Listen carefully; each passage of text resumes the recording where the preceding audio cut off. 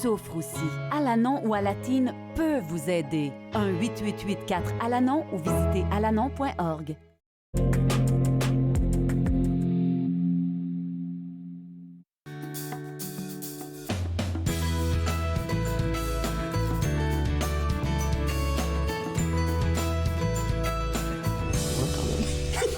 Moi, je lâche prise.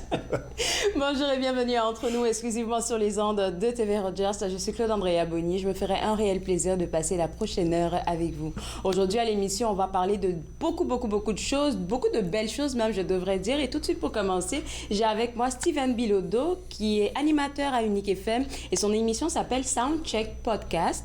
Et en fait, il est vétéran, oui, mais en même temps, humoriste en même temps. Enfin, il était vétéran, il est passé humoriste. Moi, je veux comprendre comment ce shift-là, il s'est fait.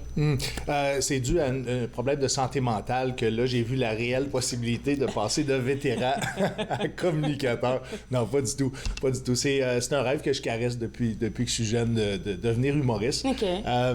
Mais probablement à cause de la mort de ma mère en bas âge, ben, j'ai senti le besoin de me sécuriser davantage. Donc, de me lancer dans une carrière dans les arts et la culture me faisait peur un petit peu. De par les échos du milieu, c'était très difficile d'avoir quelque chose de stable. En son temps?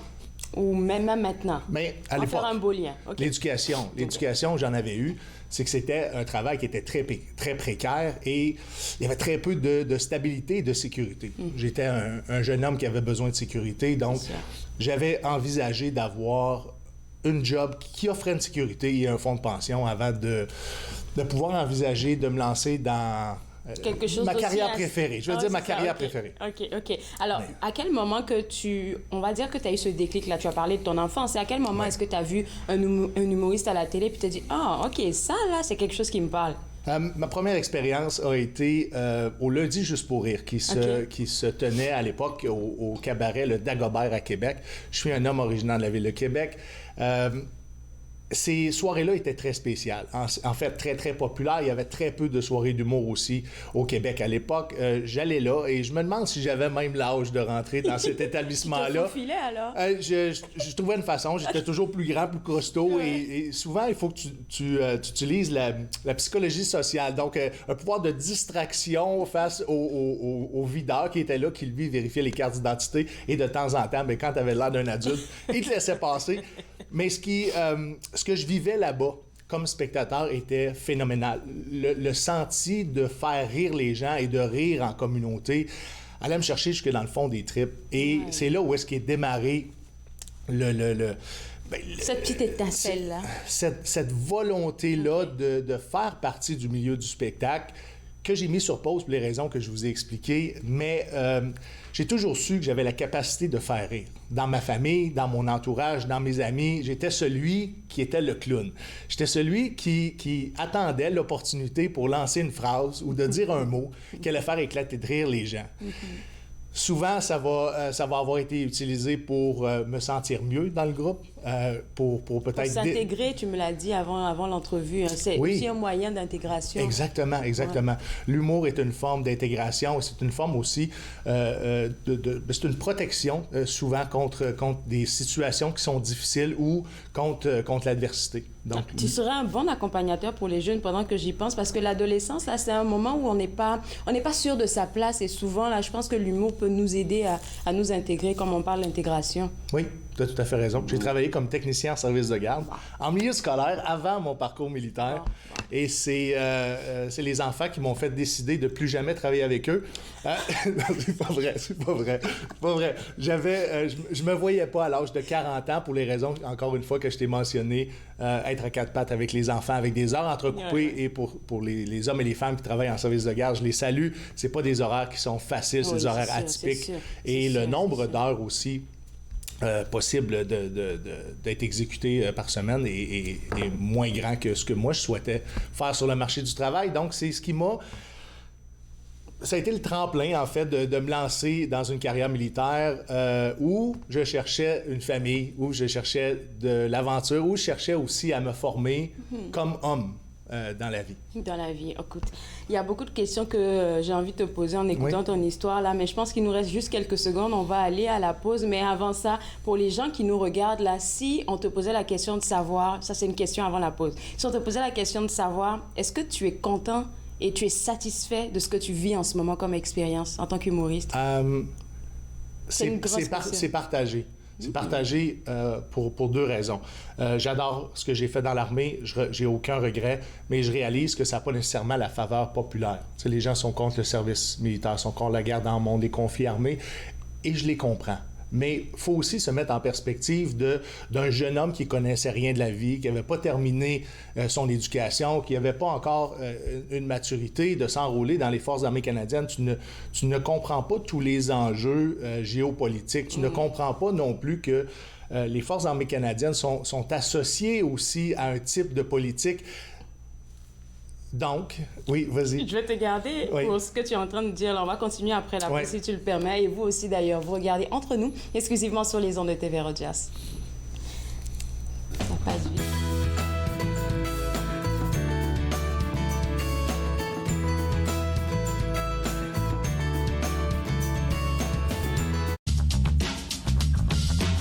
Cette émission est présentée par Télé Élan. Vous êtes enfin aux commandes.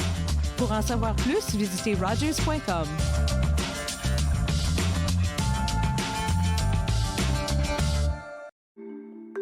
Mettons que ma jeunesse n'était pas sans drogue. Je dis quoi, mon ado? J'aimerais qu'il vive sa jeunesse sans avoir peur de me parler de drogue. C'est possible? Choisir de vivre sa jeunesse sans aucune drogue, est-ce que c'est utopique? Des questions au sujet des jeunes et de la drogue. Jeunesse sans drogue, Canada. La prochaine émission, je vous amène en Outaouais pour découvrir deux sites. Le premier, le site du moulin seigneurial de Papineau à Papineauville et par la suite, les chutes de Plaisance, un endroit extraordinaire pour le patrimoine naturel, mais aussi un lieu d'histoire avec North Nation Mills. Promenade dans le temps, mardi 19h30 sur TV Rogers. À la prochaine émission de Vivre Ensemble, j'ai le plaisir de recevoir Désiré Caboret, fondateur et propriétaire des restaurants Pili Pili. On parlera de son parcours. C'est un rendez-vous. Vivre Ensemble, lundi 19h sur TV Rogers. De retour Entre nous, exclusivement sur les ondes de TV Rogers. J'étais en pleine conversation durant la pause avec notre invité Steven Bilodeau, animateur à Unique FM, et son émission, c'est le Soundcheck Podcast. Il est vétéran, je vais le dire, vétéran et humoriste. Et la question avant la pause, c'était de savoir, est-ce que tu te sens bien, satisfait de ce que tu es en train de vivre comme expérience, comme humoriste? Et tu as ouvert deux fenêtres. Oui. Et j'aime bien le lien de ces deux fenêtres. C'est que c'est difficile pour une personne qui a été dans l'armée de se faire accepter sur la place publique. Oui. Et c'est quelque chose dont on ne parle pas très souvent. Le retour à la vie civile est simple si on le prend au pied de la lettre. Mais est-ce que le domaine que tu as choisi, et moi j'ai fait le domaine des communications, j'ai fait le domaine d'être une personnalité publique et d'être sur les ondes à chaque semaine, est-ce que mon passé affecte l'acceptabilité sociale de me voir, moi, sur l'espace public avec un bagage de militaire? Ce que je mentionnais, c'est que à l'époque, je ne savais pas dans quoi je m'embarquais. Et si j'avais su l'impact de mon image publique post-carrière, possible que j'aurais eu peut-être une remise en question, parce que je le vis présentement. Il y a des gens qui aiment m'entendre parler de la guerre, qui aiment m'entendre parler de l'armée, mais il y en a d'autres qui le détestent. Donc, c'est un défi pour moi à chaque fois que je monte sur scène, d'aller convaincre ceux qui sont contre ce que j'ai choisi de faire comme carrière, bien, de les embarquer dans mon univers et de les faire décrocher pour atteindre l'objectif de mon métier, c'est de faire rire. Est-ce que tu penses que c'est parce que ces personnes ont une certaine image de ce que devrait être un vétéran? Je ne sais pas si les gens ont le topo complet du vétéran. Et je crois que le gouvernement et peut-être même la télé et la radio d'État devraient avoir une forme de responsabilité envers les vétérans et les militaires actifs, dans le sens que quand on parle du militaire ou du vétéran à la TV, c'est souvent négatif. Et si on avait une campagne de promotion qui redore l'image du vétéran et du militaire. Une fois sortis, ces gens-là, et retournés dans la société civile, aurait peut-être une meilleure acceptabilité. Et peut-être même qu'on sauverait beaucoup d'argent sur les programmes sociaux dû aux difficultés, justement, que rencontrent les vétérans qui ont été blessés et que ça a été relié au service. Je t'ai jamais entendu faire un show, mais je me dis, les expériences qu'on a vécues, la plupart du temps, les humoristes utilisent les expériences vécues pour partager, pour que ça puisse faire rire. D'ailleurs, même, j'ai reçu une dame ici qui est aussi humoriste, mais qui utilise le fait qu'elle ait vécu pendant très longtemps dans la toxicomanie pour interpeller les gens, mais au travers du rire. Oui. Et je me dis que ça doit sûrement être ton cas, mais en même temps, c'est thérapeutique pour toi de parler. C'est pas... Je pense pas que ce soit thérapeutique. Oui, c'est thérapeutique, mais pas pour les raisons que tu crois. Donc, je fais de l'humour, mais pas de façon exutoire. Je fais de l'humour vraiment pour aller faire des gains émotionnels. Okay. Donc, sur scène, ce que je vais parler des sujets dans lesquels je suis désensibilisé, même si c'est en relation avec mes traumatismes. Des sujets que j'ai suffisamment une distance pour être capable de bien servir le numéro. Donc, les gens dans la salle ne sentent que je suis à l'aise avec ce que je parle. Et quand on sent que l'humoriste est à l'aise, c'est beaucoup plus facile de servir ton métier. Donc, c'est important que le sujet soit désensibilisé, puis ça, c'est propre à moi, c'est mon opinion. Mais, et après ça, tu as approuvé ton efficacité comique. Oui, c'est ça. Et puis moi, je me pose la question de savoir si tu as déjà eu un stress, c'est-à-dire tu prépares ton show, et tu n'es pas trop sûr si ça va... les gens vont l'apprécier ou pas, et que tu arrives sur scène, et puis ça a un gros boom, comme on le dit. Est-ce que tu as déjà vécu une expérience comme ça? Depuis que je fais de l'humour, j'ai eu rapidement du succès. Mais à ma défense, je me suis beaucoup préparé. Dans le sens, tu sais, quand je suis rentré dans le milieu de l'humour, j'ai commencé les cours à l'École nationale de l'humour en 2018. J'ai monté sur scène pour la première fois devant du public en anglais en mars 2019. Je me souviens encore à quel point c'était stressant. Mais il y avait une excitation. Que j'avais besoin. Quand je suis sorti des Forces armées canadiennes et j'ai quitté aussi ma carrière d'athlète dans les Forces armées canadiennes, il allait me manquer beaucoup d'adrénaline, qu'il allait me manquer beaucoup de sensations fortes. Et avec mes troubles de santé mentale, parce qu'aujourd'hui, je suis diagnostiqué avec un syndrome de stress opérationnel, avec mes troubles de santé mentale, j'ai besoin de ressentir beaucoup plus grand que les autres pour être capable de me sentir vivant. Donc, la charge émotionnelle doit être énorme, très grande, pour être capable d'aller me toucher davantage. Donc, c'est un peu le pourquoi j'ai choisi la scène aujourd'hui. On pourrait faire une entrevue de fond, comme tu le disais, durant la pause. Il y a tellement de belles choses que tu es en train de dire et j'ai envie d'ouvrir un peu toutes les portes, mais il manque de temps. Mais ce que j'aimerais poser comme question, c'est les gens qui nous regardent, qui n'ont jamais écouté le Soundcheck Podcast. Qu'est-ce qui se passe dans cette émission-là? Le Soundcheck Podcast, c'est né d'une soirée d'humour que j'ai à tous les jeudis avec mon partenaire en humour et dans la vie, Julien Dionne. On a fondé ça il y a plus d'un an et demi dans le vieux hall, c'est au Café Bistrot Le Troquet. À chaque jeudi, on est là, c'est 10 $ le billet.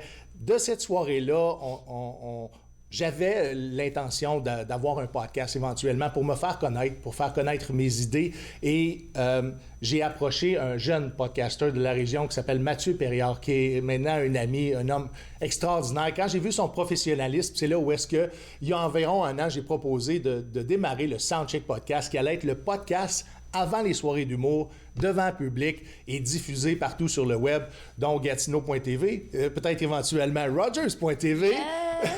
On lance ça dans l'univers. Et en partenariat avec Unique FM, on a proposé à la station de radio le podcast en format 60 minutes qu'on diffuse 3 fois par semaine, les jeudis à 19h et les samedis et dimanches à partir de minuit. Est-ce que tu fais des entrevues dedans ou c'est vraiment full des shows? Non, c'est des entrevues d'humoristes ou de gens qui gravitent autour de l'humour. Ils viennent sur le plateau à tour de rôle et on mène des entrevues après un travail de recherche. Ça peut être des entrevues qui sont un petit peu plus boblées, mais on a des entrevues de fond aussi. Puis ça dépend toujours de l'artiste et de ce que l'artiste a envie de nous donner. Donc, ces gens-là, on les rencontre pour leur personnalité, leur parcours et on vérifie leur sens du punch. C'est pas tout le monde qui est drôle, surtout que c'est un podcast qui est intégral sur le web. On est sur YouTube, le Soundcheck Podcast. Abonnez-vous, activez la petite cloche pour de la promotion puis du contenu exclusif. Ça, c'est dit, mais ce podcast-là est extraordinaire.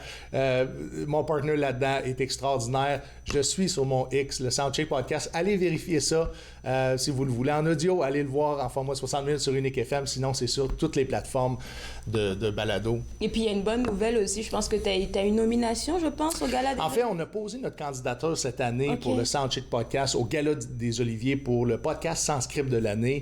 Hier, j'étais à la conférence de presse. Pas hier, avant hier, j'étais à la conférence de presse. Et le Soundcheck Podcast n'a pas été en nomination cette année, mais c'est 5 podcasts de grande qualité au Québec, parce qu'au Québec, on a des podcasters incroyables, on a des humoristes incroyables, et le métier, pas le métier, mais l'industrie fait juste grossir, fleurir, et c'est beau à voir. Nomination ou pas nomination, je suis persuadée que le Soundcheck Podcast va aller très loin. Je ne sais pas pourquoi je le sens. 2023, j'envoie de bonnes ondes à toi et à toute ton équipe. Et je ne sais pas si je peux terminer en disant ça, mais le Soundcheck Podcast a déjà sorti du web. On est rendu à la radio FM. On est aussi dans les festivals d'humour cette année. On va être au festival, le festival que je vais démarrer, le Festival d'humour de la Relève de Gatineau.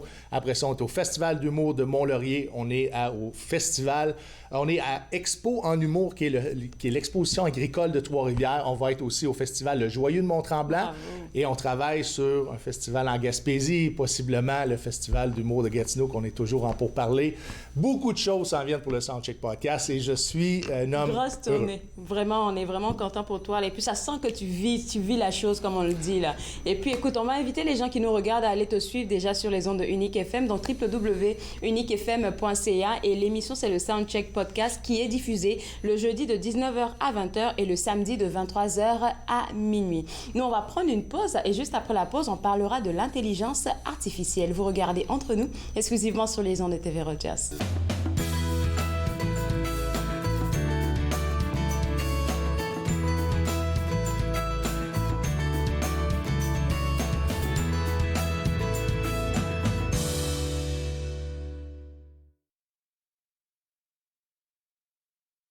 Je m'appelle Chef Marc Miron et je vous invite chaque semaine dans ma cuisine. Je vous ferai découvrir des recettes, des plats, des techniques provenant du monde entier. C'est à ne pas manquer. Passion Cuisine, lundi 13h30 sur TV Rogers. Il est question de partage et d'entraide, d'action et d'appartenance. De profiter pleinement de la vie et de rire aux éclats. Nous sommes l'Arche Canada. Nous admirons et partageons tout ce que les gens ont à offrir. Découvrez qui nous sommes dès aujourd'hui. Mettons que ma jeunesse n'était pas sans drogue. Je dis quoi, mon ado? J'aimerais qu'il vive sa jeunesse sans avoir peur de me parler de drogue. C'est possible?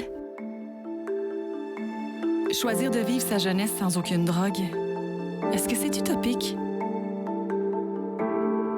Des questions au sujet des jeunes et de la drogue. Jeunesse sans drogue Canada.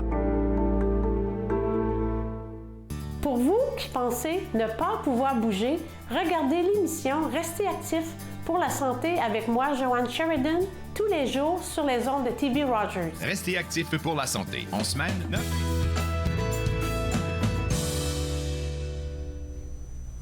De retour entre nous exclusivement sur les ondes de TV Rogers, on s'informe maintenant à l'intelligence artificielle. On pourrait parler des bénéfices et des méfaits, si je peux me permettre, avec moi Alain Moutam, qui est professeur et chercheur au Collège La Cité, qui est professeur pour un nouveau programme d'études qui s'intitule Intelligence artificielle appliquée, pour des gens qui... On entend ce terme-là, intelligence artificielle, et ça revient beaucoup dernièrement. On veut avoir la définition du professeur.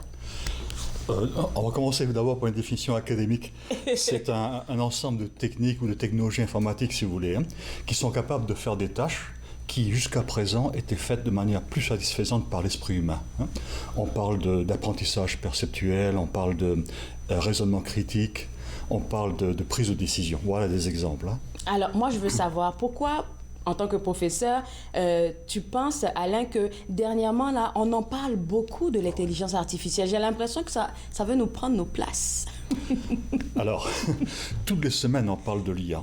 Il y a une innovation qui a été lancée il y a à peu près 2 mois de cela, qui s'appelle ChatGPT. Ouais. Donc, c'est un logiciel basé sur de l'IA qui est capable de générer générer par lui-même oui. du contenu. Donc, générer des nouvelles, générer de la prose, générer de la poésie. J'ai essayé moi-même de lui faire un poème et le résultat est intéressant, vraiment intéressant. Donc, on en parle tout le temps. L'IA commence à être déployée maintenant dans plusieurs industries, plusieurs services. Donc, comme toute innovation majeure, parce que c'est majeur, ça amène des bénéfices, mais il y a aussi beaucoup de craintes et beaucoup de défis qui viennent avec ça. C'est surtout ça, les craintes.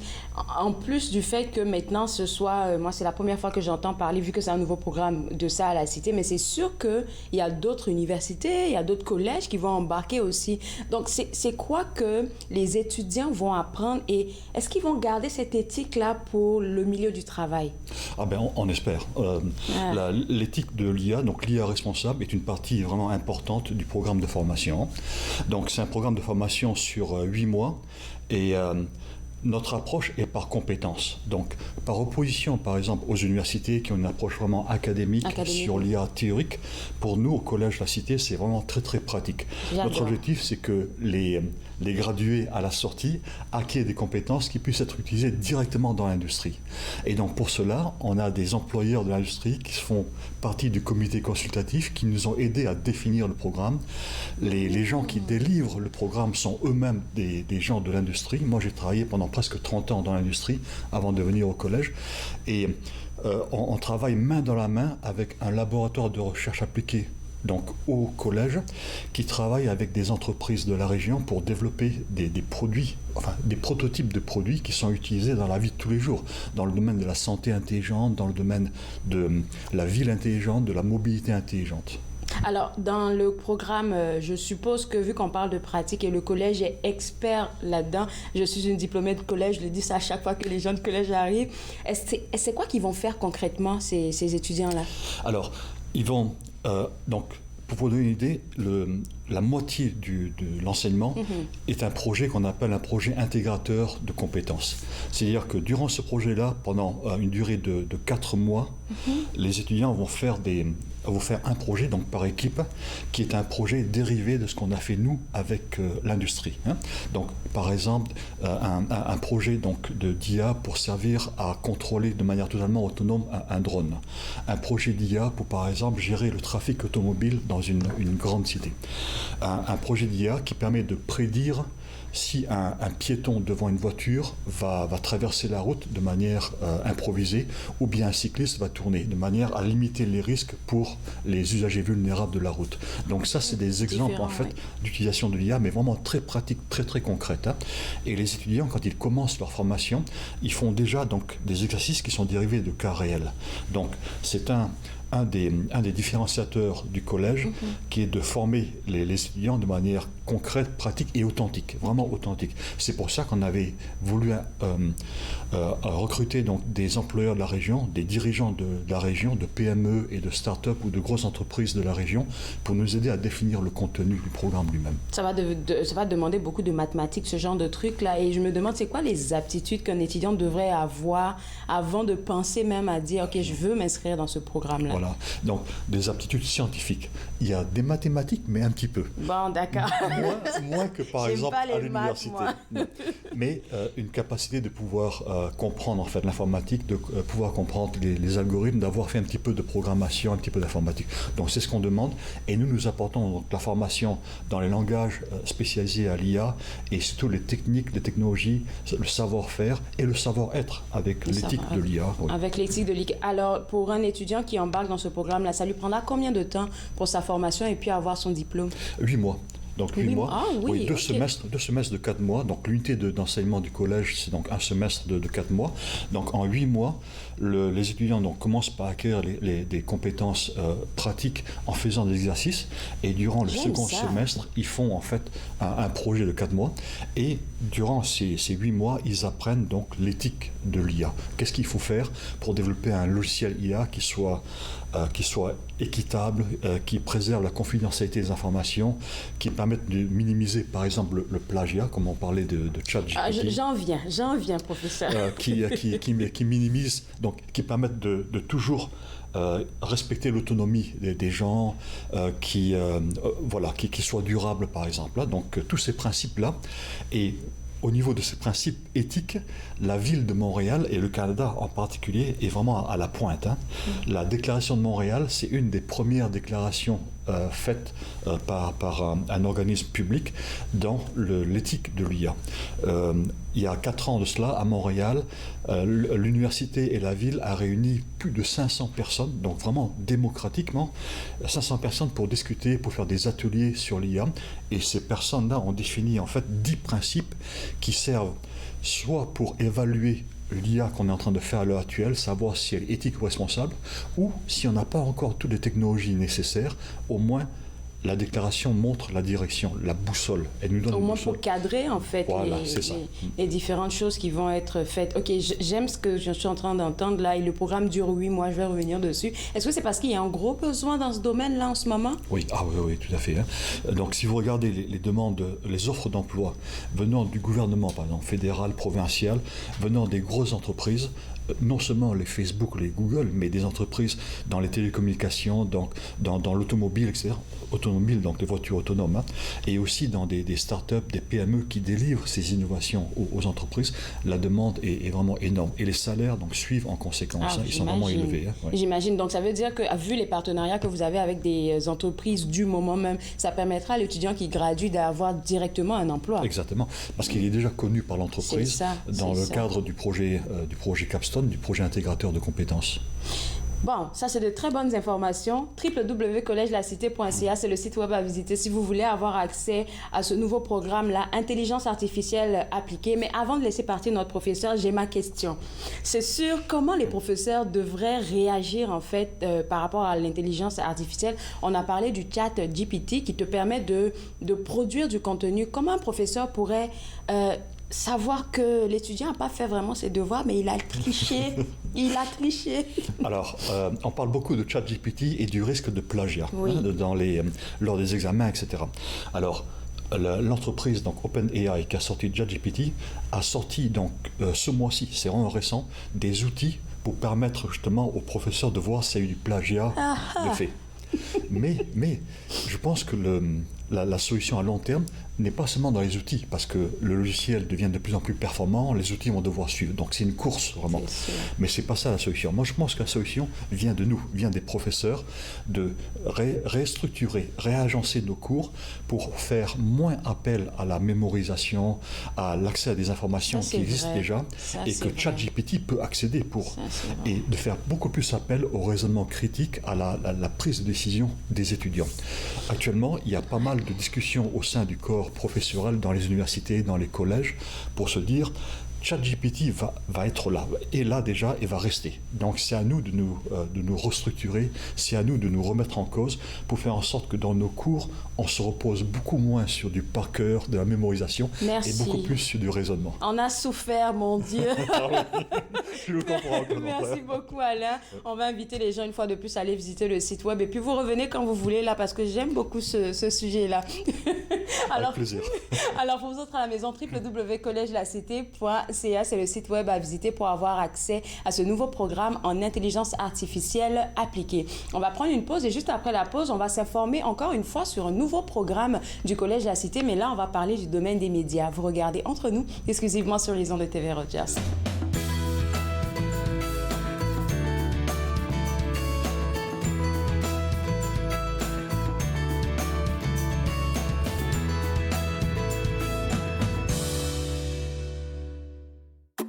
Je suis Linda Leclerc et chaque semaine, en compagnie de mes invités, vous apprendrez comment relaxer, vous dilater la rate et surtout être de bonne humeur.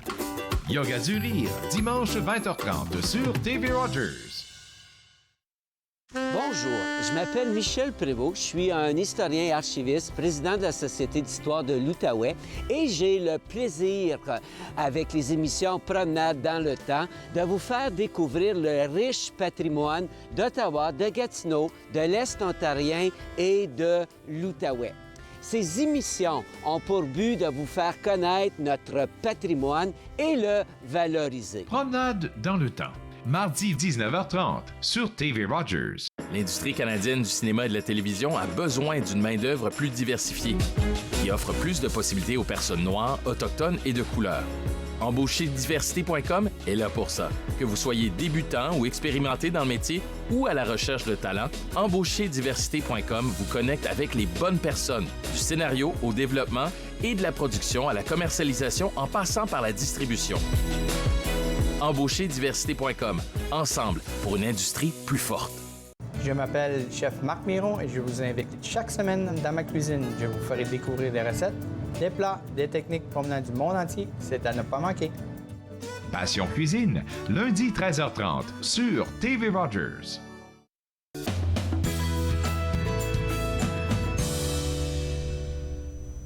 De retour entre nous exclusivement sur les ondes de TV Rogers, on reste toujours avec les gens de la Cité, du Collège La Cité, qui viennent nous parler encore une fois d'un nouveau programme, un nouveau bébé. Avec moi, le professeur Jean-Denis Scott, qui est professeur du nouveau programme qui est la création de contenu médiatique. Le monde des médias, Jean-Denis, il bouge en ce moment, il bouillonne. Quel est ton regard là-dessus? On va commencer par ça. Ça a toujours bougé, c'est certain, mais avec l'arrivée de ceci, c'est rendu ça, finalement, un média, surtout pour les jeunes qu'on pourrait appeler les digital natives. Donc, ils sont nés avec ça littéralement dans les mains et ils sont plus habitués aux codes qui venaient avec les médias traditionnels, comme le simple fait de prendre un rendez-vous, de dire si je veux écouter cette émission-là, ben, il faut que j'attende à tel moment, il faut que j'attende. Alors maintenant, on peut, via le podcast, via YouTube, avoir accès à une banque d'émissions et de l'écouter exactement au moment où on le veut. Notre téléphone va sonner quand ça va arriver. Et c'est donc la même chose si on veut devenir, nous, un communicateur et qu'on a, je sais pas moi, 13, 14, 15, 16 ans, on a maintenant beaucoup plus de choix devant nous que de se dire, ben, je vais devenir animateur de télé, je vais devenir animateur de radio, ou même si ce qu'on veut faire, c'est de raconter une histoire avec l'image. Est-ce que je vais devenir uniquement photographe ou je vais utiliser mon talent avec, encore une fois, cet appareil photo que tout le monde a dans les mains pour des projets qui demandent notamment un talent de photographe, mais aussi de monteur, de vidéaste, etc. Et c'est un peu ça qu'avait en tête la Cité, c'est de décloisonner cette idée de on a un média où on devient animateur, un média où on devient ceci, et on va former les jeunes pour qu'ils puissent raconter des histoires, mais avec tous les outils qui sont à leur disposition aujourd'hui. C'est incroyable qu'est-ce que vous êtes en train de faire là, parce que même en pensant aux médias sociaux, maintenant les gens qui sont sur les médias sociaux, ils n'ont pas besoin de devenir des experts, mais ils deviennent des experts. Pourquoi? Par rapport au public qu'ils ont. Du coup, ils deviennent des experts. Et il y a tellement de stratégies pour aller rejoindre du monde maintenant avec les médias sociaux. Je prends un exemple où est-ce que sur Instagram, il y avait une vidéo, tu peux avoir des abonnés sans te montrer le visage parce qu'il y en a qui sont timides. Et du coup, tu vois une vidéo, est-ce que la personne, comme est dans le noir ou bien qu'elle monte sa nuque, mais elle fait quand même une bonne audience. Exact. Et il y a aussi de ça dans le nouveau programme, en ce sens où une chose qui ne change pas, à mon avis, c'est il y a des jeunes qui veulent communiquer. Il y a des jeunes qui veulent travailler dans les médias, mais la version 2023 des médias. Alors, la question devient comment est-ce qu'on va rejoindre ces jeunes-là? Ben, c'est en leur proposant un programme qui est synchronisé à ce que... à l'heure du temps. Exactement, au paysage médiatique actuel. Alors, on avait jadis à la Cité, par exemple, un programme de radio où on formait les jeunes pour qu'ils deviennent animateurs de radio ou animatrices, chroniqueurs, chroniqueuses, journalistes. Et là, ce qu'on fait, c'est qu'il y a ce côté qui était un peu spécialisé, un peu niché, et on a décidé de briser un peu ces murs-là et de dire, le jeune aujourd'hui, la jeune qui veut devenir, qui veut travailler dans les médias, on va lui montrer les techniques de base pour être capable de bien s'exprimer, capable de bien raconter une histoire par la parole, mais aussi par un autre véhicule qui est très important dans les médias aujourd'hui, les médias sociaux entre autres, c'est l'image. Oui. Être capable de bien se tourner, être capable de bien se cadrer. Puis je parlais de raconter une histoire, c'est pas tout d'être un bon technicien de l'image, mais comment être créatif aussi en visuel. Raconter une histoire dans le fond avec l'image, mais aussi la parole. Et comment aussi éventuellement rendre ces services-là soit disponibles pour un projet personnel, mais aussi pour une entreprise. Par exemple, je peux me faire embaucher par une grande compagnie qui cherche un expert pour lancer une série de podcasts pour expliquer un des produits qu'ils offrent au public. Ou encore, moi, je veux devenir YouTuber. Le produit, ça va être moi. Ou encore, je veux offrir mes services à plusieurs projets. Le mien, sur YouTube, une station de télé qui chercherait un animateur ou une chroniqueuse, par exemple, ou une compagnie qui serait à la recherche d'un porte-parole. Alors, c'est ça qu'on veut montrer aux jeunes, comment communiquer, mais dans la réalité de 2023, 2025, 2030, etc. J'aime beaucoup ça parce que les médias, les médias sociaux, comme tu viens de le mentionner, que ce soit YouTube, podcast encore, je dirais ça va parce qu'il y a ta voix. Mais il y a un piège, comme tu l'as mentionné, apprendre à raconter une histoire. Oui. Parce que c'est pas tout le monde qui a, on va dire, l'art oratoire. Ça s'apprend, ça. Ça s'apprend et c'est peut-être là aussi la réponse à une autre question que je suis presque certain que plusieurs aspirantes vont se poser, c'est OK, mais je peux apprendre à faire ça en regardant des tutoriels sur YouTube, etc. Ouais, c'est vrai, oui. Et c'est vrai, sauf que là où la Cité et le programme qui s'en vient, création de contenu médiatique, se démarque, c'est qu'on va vous apprendre à faire ça comme des professionnels. L'art oratoire, c'est un truc qui prend quand même assez de temps à maîtriser. L'art de s'exprimer, la bonne diction, la projection, mais aussi comment structurer une histoire dans sa tête et l'art de raconter finalement. Ensuite, comment ajouter à ça l'art de raconter une histoire en s'appuyant par l'image. On va proposer aussi des cours qui seraient des cours de créativité et de rédaction humoristique. Alors là, on commence à entrer dans les différentes façons de raconter une histoire et éventuellement, on va plonger les étudiants dans des contextes où ils auront à faire des projets qui seront véritablement diffusés. On va garder une station de radio à l'intérieur de la Cité.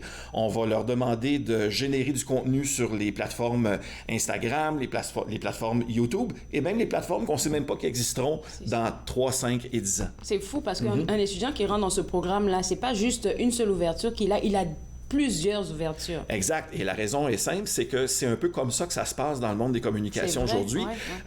Souvent, ceux qui ont tendance à réussir, c'est ceux qui sont non seulement polyvalents dans une sphère médiatique, mais qui sont polyvalents dans toutes les sphères médiatiques.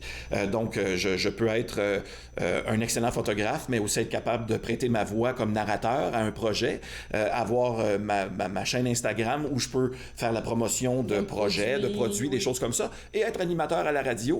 Et un des avantages, entre autres, des médias traditionnels qu'on veut absolument pas bouder, c'est que ça reste une des façons privilégiées de pouvoir être communicateur ou communicatrice, mais d'avoir un revenu stable, ce qui n'est pas toujours le cas encore en français sur les médias sociaux. Le podcast, c'est encore un peu naissant, mais très intéressant quand même aussi. Alors, combien de mois, d'années, de sessions pour ce programme-là? Alors, c'est un programme de 2 ans. Okay. La première année, c'est une année où d'abord la découverte de plusieurs techniques. On se salit les doigts aussi, c'est pas juste l'apprentissage, c'est on en fait pour vrai. Et la deuxième année, on essaie de développer la personnalité de chacun des étudiants. Ouais. Donc, s'il y en a un qui est un petit peu plus... qui a des affinités avec la communication orale, il peut se spécialiser un peu là-dedans. S'il y en a d'autres qui préfèrent raconter des histoires avec des images, s'en aller peut-être du côté plus vidéo, photo, montage. Il y a des projets qui sont des projets de vraie vie. On essaie de reproduire ou même de s'accrocher à des véritables projets et nos étudiants deviennent les artisans de ceux-ci. Bravo au Collège de la Cité. Merci beaucoup, Jean-Denis. Je serais resté longtemps avec toi à discuter là. Mais tu sais, on ne va pas tout dire. On va demander aux gens qui nous regardent d'aller au www.collegedelacité.ca pour pouvoir vous informer sur ce nouveau programme là qui s'intitule Création de contenu médiatique, un programme de 2 ans qui, je suis sûre, va pouvoir intéresser vos jeunes. On va prendre une pause et juste après la pause, on va parler d'un forum provincial sur le racisme systémique dans le système scolaire. Vous regardez Entre nous, exclusivement sur les ondes de TV Rogers.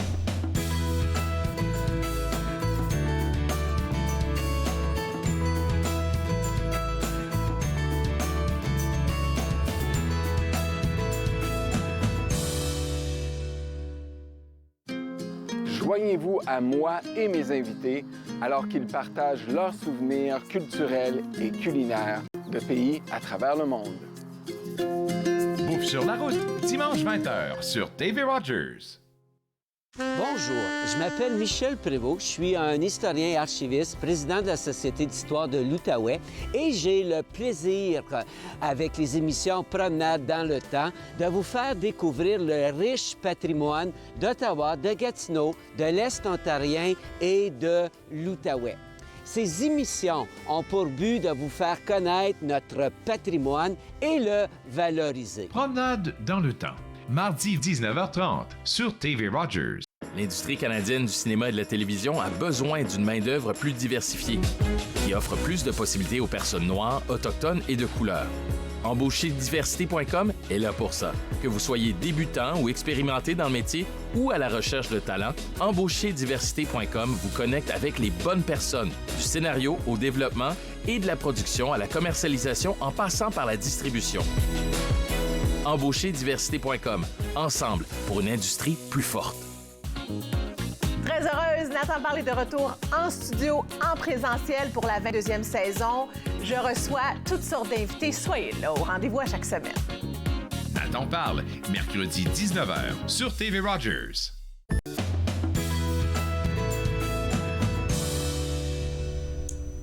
De retour entre nous exclusivement sur les ondes de TV Rogers, on s'informe maintenant sur un forum provincial sur le racisme systémique dans le système scolaire et c'est le premier en Ontario français. Avec moi, Ngalula Kalunda qui est la coordonnatrice même de ce forum-là, mais elle est consultante pour Point d'ancrage jeunesse qui a lancé cette idée de ce forum-là. Et j'ai envie déjà, Ngalula, de te parler de Point d'ancrage jeunesse, cet organisme-là. C'est quoi la mission, la vision de cet organisme-là? Écoutez, la vision et la mission de Point Ancrage Jeunesse, c'est vraiment d'être capable de redonner la voix à notre communauté jeune afro-descendante francophone de l'Ontario. C'est vraiment un organisme qui a été mis sur pied pour redonner une certaine confiance à notre communauté afro-descendante, beaucoup axé sur la jeunesse, mais en même temps donner des outils aux parents d'amener nos jeunes à accepter notre identité, notre diversité. Donc, c'est un bel organisme en immersion. On a commencé vraiment des petits projets locaux à Toronto, mais maintenant, c'est des programmes au niveau provincial qui a lieu. Et puis, c'est un organisme qui travaille avec beaucoup de partenaires alentour de lui et qui avance vraiment très bien dans la communauté francophone. Et aujourd'hui, on est vraiment très content de pouvoir vous accompagner, vous appuyer pour cet événement-là. Et quand on parle de la jeunesse afro-descendante, ça me fait penser qu'ils ont des problématiques, en fait, sérieuses que nous, en tant que personnes adultes, on n'a pas. Par exemple, un jeune qui arriverait, qui ne serait même pas né au Canada, mais qui arriverait ici, je sais pas moi, à l'âge de 14 ans, 15 ans. Déjà, il faut qu'il trouve sa place dans cette bulle-là de jeunes qui ont le même âge que lui, alors que le parent, lui, de son côté, il est à la maison. Il ne connaît pas les défis du jeune. Et je pense que Point d'Ancrage Jeunesse vient pour aider ces jeunes à être outillés pour s'intégrer quelque part. Exactement. La question d'intégration va dépendre vraiment de la personne en tant que telle, va dépendre de son cheminement, va dépendre aussi où il vient s'intégrer. Est-ce que c'est Ottawa, Toronto, Sudbury, Cornwall, une petite ville? Ça aussi, ça va jouer dans son intégration dans la province. Est-ce qu'il vient avec une famille? Est-ce que la personne vient seule? Donc, et la réalité d'un jeune et d'un adulte qui arrive n'est pas le même. N'est pas le même. Les parents sont débordés au niveau de l'intégration de la famille, de l'école, tandis que le jeune s'est intégré l'école et comment son identité va refléter à l'intérieur de la nouvelle société. Merci. Et c'est pour ça qu'on parle de reconstruction identitaire, parce que veut pas, là, quand on vient d'un pays d'ailleurs et autres, on ne peut pas oublier ses racines. C'est pas possible. Ça va toujours être en nous, donc quelque part, c'est ça. Et il ne faut pas. Oui, oui. On ne peut pas et il ne faut pas. J'aime bien comment tu le dis, Ngalula. Et toi, en tant que consultante, en fait, qu'est-ce que tu fais dans ta propre entreprise et pourquoi est-ce que tu allais te marier avec Point d'Ancrage Jeunesse pour faire ce forum-là? Mais premièrement, j'ai lancé mon entreprise il y a environ 4 ans et demi et je fais beaucoup de gestion de projet, de coordination de projet, d'animation d'ateliers. Et puis, j'ai été pendant 13 ans directrice des services pour les nouveaux arrivants au Centre francophone de Toronto. Donc, toute la question d'immigration, d'intégration, de cheminement, c'est quelque chose qui me passionne, c'est quelque chose qui m'anime. J'ai toujours travaillé pour la communauté, et dans ma boîte de consultation, je continue. J'aurais pu aller travailler dans le privé, mais j'ai décidé de rester à travailler avec les organismes communautaires de différents, qui travaillent avec les jeunes, les femmes, les nouveaux arrivants. Je sais que mon travail fait en sorte que ça va changer la réalité de l'individu ou de... Donc ça, c'est quelque chose de très important. Ouais. Ton autre question qui dit de me marier avec Point Ancrage Jeunesse, j'ai un garçon de 11 ans qui est afro-descendant de ma part. Mon papa est congolais, ma maman est canadienne, mais son papa est haïtien. Donc, il jongle avec 3 identités. Et quand Point Ancrage Jeunesse m'a approché, j'ai fait comme, c'est le match parfait. Parce que j'ai besoin que mon garçon et que tous les garçons et que toutes les jeunes filles s'acceptent de leur identité d'origine et avec le beau mélange de l'origine canadienne. C'est vraiment important. Oui, c'est tellement important là. Et puis là, je pense que c'est un premier forum, comme on l'a dit, hein, de ce genre-là en Ontario français, de ce que je sais. Et pourquoi vous avez pensé à le faire pour le mois de l'histoire des Noirs? Je suis sûre qu'il y a un beau lien, même si tout le monde se dit c'est évident, mais c'est pas si évident que ça. Peut-être que c'est une continuité, en fait. C'est pas si évident que ça. Je pense que faire le match entre le mois de l'histoire des Noirs et la réalité du racisme et racisme systémique, il faut continuer à en parler. Et c'est une belle plateforme pour qu'on continue à en parler. Souvent, on en parle une fois de temps en temps, mais après ça, on laisse le sujet tomber.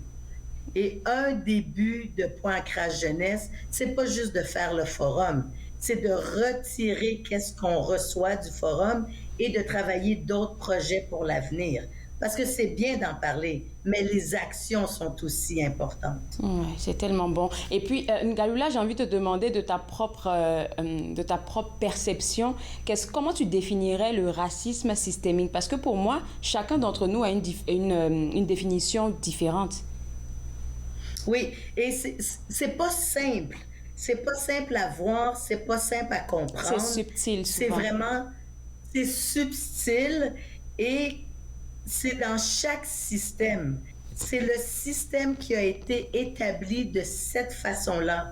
C'est pas écrit racisme et c'est pas attention, mais c'est dans des petits gestes, des petits comportements ou des facilités, exemple des facilités pour appliquer ou pour être engagé. Le système a été fait avec certaines barrières qu'on n'est pas capable de voir.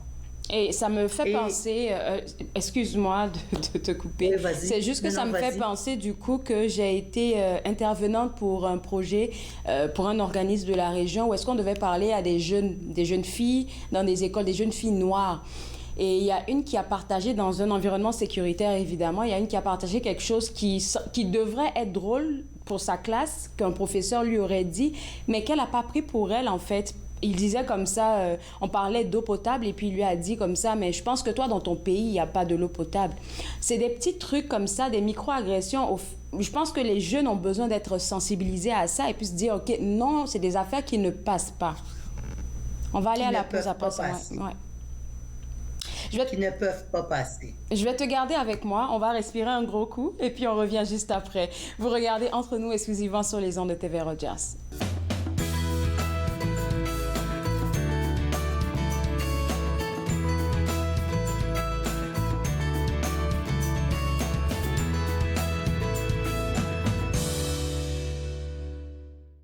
Ici Jean-Marie Vianney. À chaque semaine, je vous ferai découvrir des personnalités provenant de différents milieux.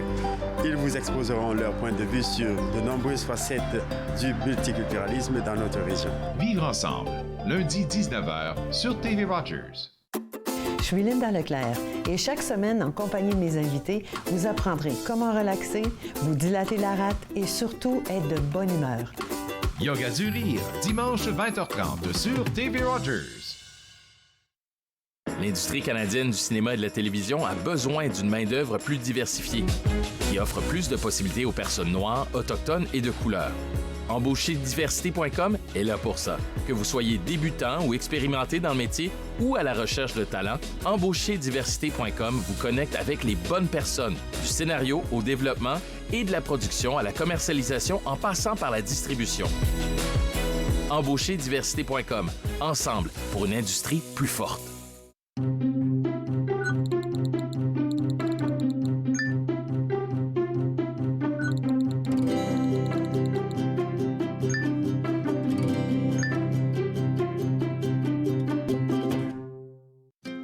Joignez-vous à moi et mes invités alors qu'ils partagent leurs souvenirs culturels et culinaires de pays à travers le monde. Bouffe sur la route, dimanche 20h sur TV Rogers.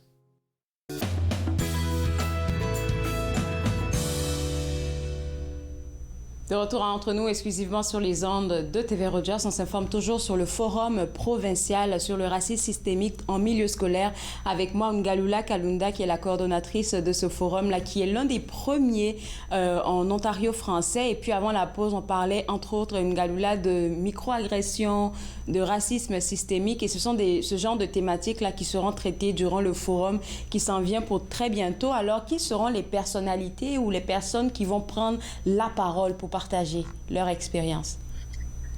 Écoutez, on a vraiment des gens qui viennent de partout dans la province qui vont venir parler de leurs expériences, de leurs témoignages au niveau du racisme et racisme systémique dans le milieu scolaire, beaucoup plus au niveau secondaire.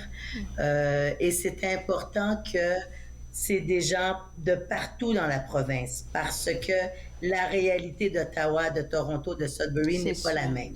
Donc, c'était pour donner une image assez plus globale. Et les participants qui vont être dans la salle, c'est vraiment des jeunes et leurs parents et des membres de la communauté. Donc, ça va être vraiment, il va y avoir des témoignages, des dialogues, des activités que chacun d'entre nous, on va ressortir avec un plan de match. Si jamais il arrive quoi que ce soit au niveau scolaire, comment je réagis? Quelles sont mes personnes ressources? À qui je peux aller frapper pour avoir de l'aide? Ou si je vois un ami dans une difficulté, qu'est-ce que je fais? Donc, c'est venir entendre les expériences, les ressources, mais de repartir avec un plan de match aussi. Alors là, on invite les jeunes, c'est ça, les jeunes de toute la province à venir écouter qu'est-ce qu'il y a à dire. Absolument. Donc, c'est en présentiel. Le forum est en présentiel à Toronto, mais il va y avoir le Facebook Live tout au long du forum pour que les gens de la province, autant jeunes, autant parents, parce que des fois, le jeune ne veut pas venir, mais le parent a besoin de ressources pour être capable d'aider son jeune. Et ça me fait penser aussi à l'importance, ou je parle d'importance, mais le rôle que le parent peut jouer. C'est important, moi, je pense, pour un parent d'être inclus, en fait, dans l'école, de savoir exactement qu'est-ce que moi je peux faire peut-être pour apporter une plus-value ou bien permettre à ce que mon enfant soit dans un bon environnement. Avoir l'œil, comme on le dit. Absolument. Je pense que plus qu'on est impliqué dans le système scolaire, plus qu'on est impliqué dans l'école de notre enfant, on voit plus rapidement, on comprend plus rapidement, on est capable d'aller chercher les ressources plus rapidement.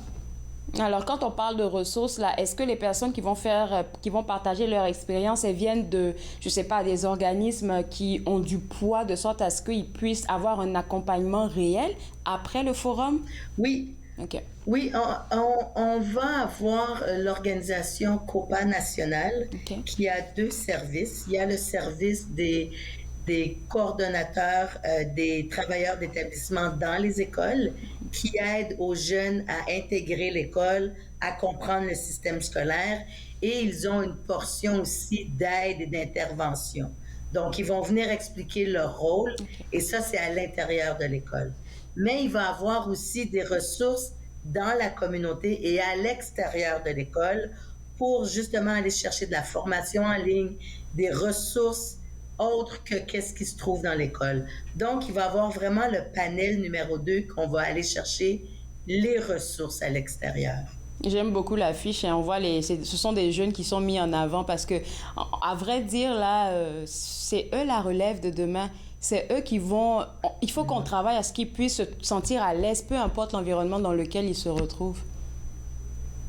Oui, absolument. Puis, on veut vraiment donner la plus-value aux jeunes. Ouais. Lors du programme Action Dialogue, d'où provient le forum, on a eu la chance de faire 6 groupes focus pour savoir vraiment dans quel système les jeunes avaient beaucoup plus de difficultés par rapport au racisme systémique. Et c'est grâce à ces groupes focus-là qu'on a découvert que c'est vraiment à l'école. Et c'est pour ça que là, on a basé notre forum sur le système scolaire. Parce que autant les adultes que les jeunes nous ont dit que la difficulté du racisme systémique était plus vécue dans le système scolaire secondaire. Merci beaucoup, Ngalula. On va te laisser aller parce que je suppose que tu as beaucoup de choses à préparer. C'est le 4 février, le forum. C'est dans 2 jours. Mais merci d'avoir accepté de partager l'information avec nous autres. Et puis, on va inviter les gens, comme je l'ai dit, à aller visiter le site web pour s'inscrire et aussi à vous suivre sur le Facebook Live ce 4. Bonne journée. Très bien. Merci beaucoup. Alors, pour vous autres à la maison, le site web, c'est www.ancragejeunesse.org. C'est sur le site web là que vous devez visiter si vous voulez avoir plus d'informations sur le forum, sur le racisme systémique en système scolaire. Et comme elle vient de le mentionner, ça serait possible de le suivre en live sur leur Facebook Live. Je vous donne plus d'informations après la pause. Vous regardez Entre nous, exclusivement sur les ondes de TV Rogers.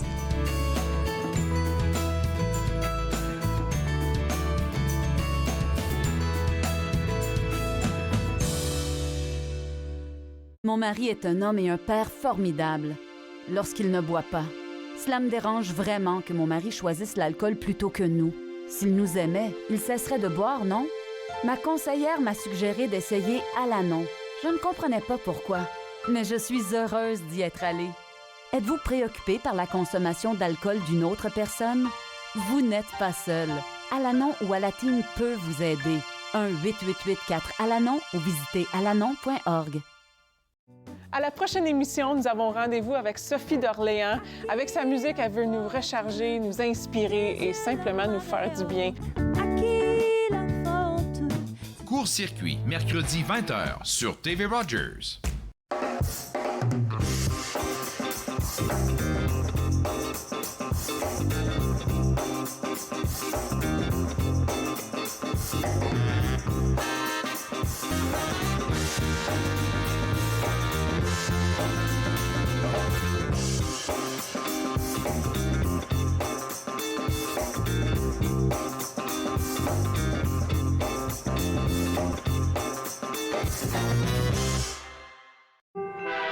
Chaque année, des dizaines de Canadiens sont tués ou gravement blessés parce qu'ils prennent des risques près des voies ferrées. Parlez de la sécurité ferroviaire à vos proches. Visitez le finilesvoiestragiques.ca.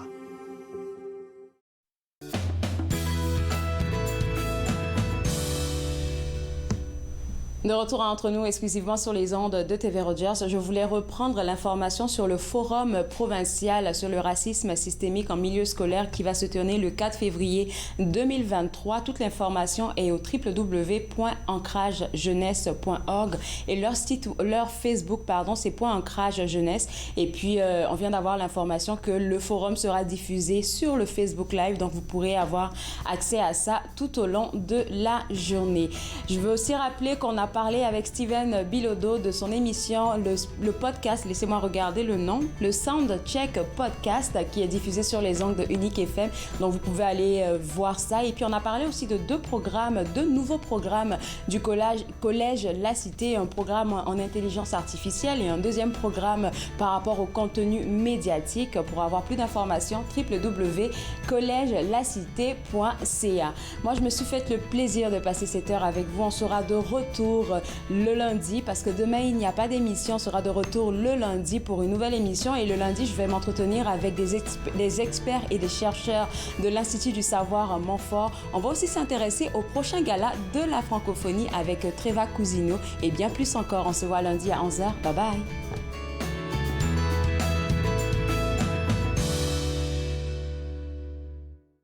Faites-nous part de vos commentaires en composant le 613 521-2323, par courriel, sur Facebook et Twitter.